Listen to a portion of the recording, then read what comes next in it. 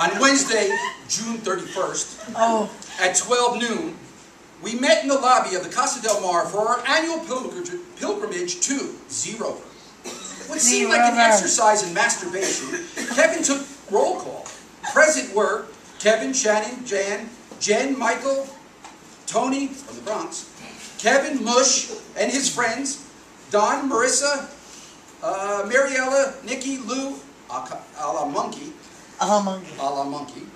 Laura, Brian, Monkettes, Kimmy, Mark, Daryl, Dennis, Gina, Wayne, Joyce, Larry, Lala, Aunt Betty, Johnny Cocktail, Ron, Terry, Brett, Charlene, and yours truly.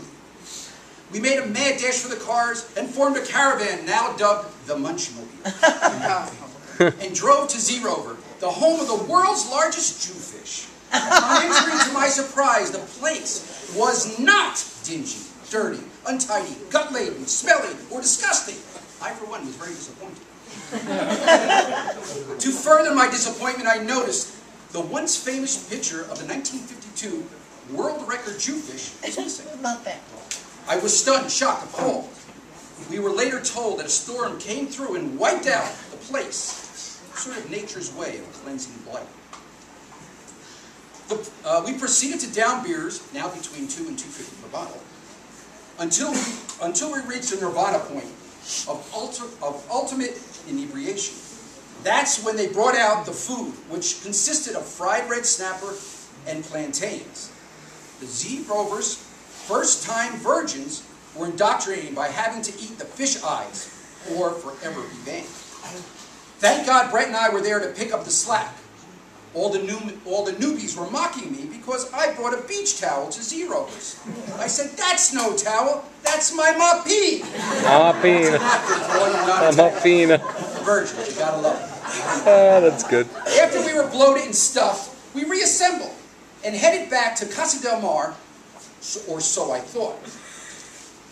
I always thought that when you came with somebody, you would leave with that someone. Wrong. I drove up with the monkey and the monkettes, but I was left like the dog that I am. Stranded, abandoned, tossed aside like a bad penny, disregarded. I was dissed by my own blood monkey. The knife went deep.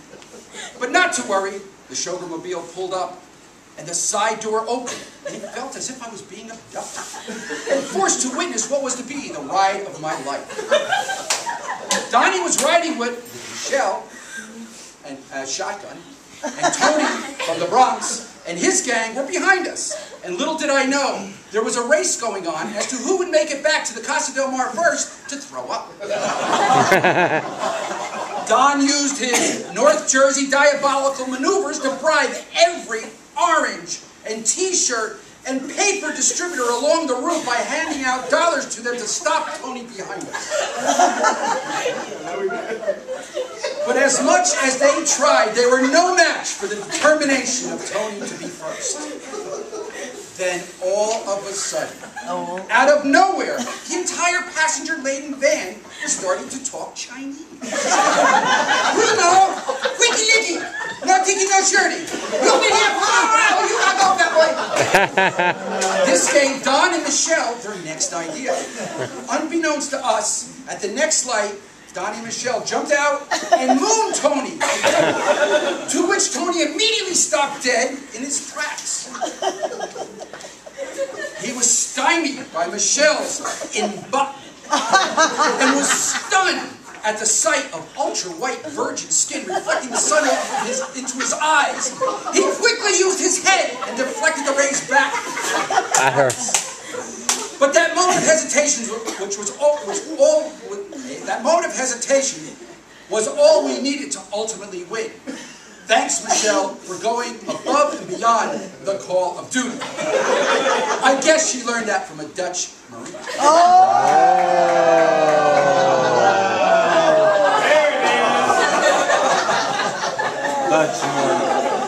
Oh, it gets better. June 32nd, the day started out with Tony, LT. I had to throw that one in there. Gilda and I doing our annual trek to PriceSmart to procure all of the necessary plattable delights for our June 34th party. Tony met Rosita. Oh. She was in charge of taking the baked goods orders. A beautiful love-hate relationship developed. He loved her, she hated him. After much agonization and not wishing to go home half-baked, Tony turned up the heat. She eventually gave in after much groveling and a $20 bill. Oh. She got Tony's Poppin' Fresh to rise, and she later said that her oven was always open. But Gil and I went home pie-eyed. A public service announcement to all those to make sure to always check that there's no bun in the oven first.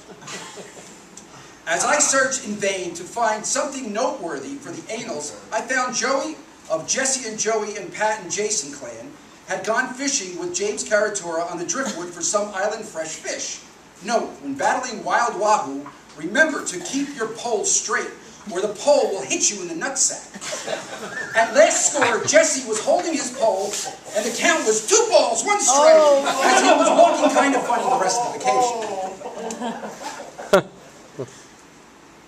Are you ready?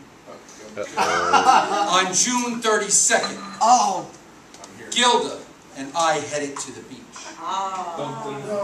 The surf was rough, but I convinced my non-swimming, deathly afraid of the water, never gets her hair wet wife to come with me.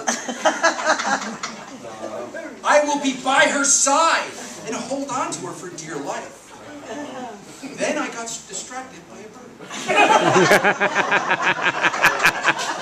I turned for a split second, and a tsunami came and swept her off the feet, the legs that she hasn't seen since the day we met.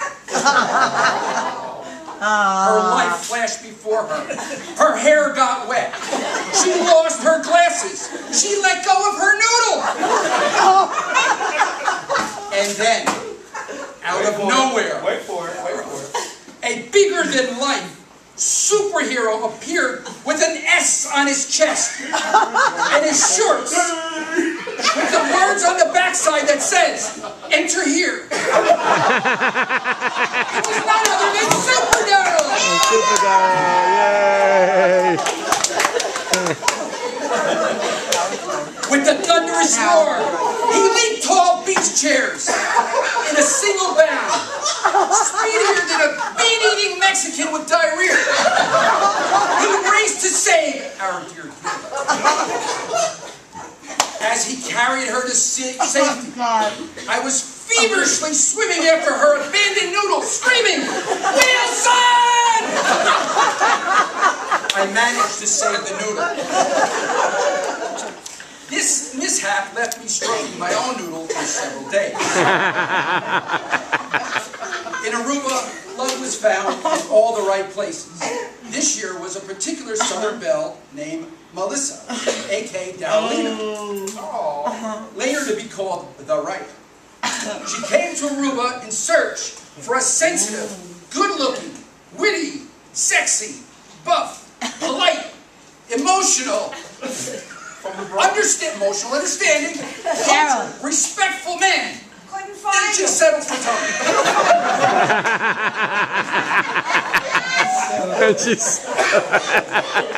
Who she put up with as the rest of us rolled.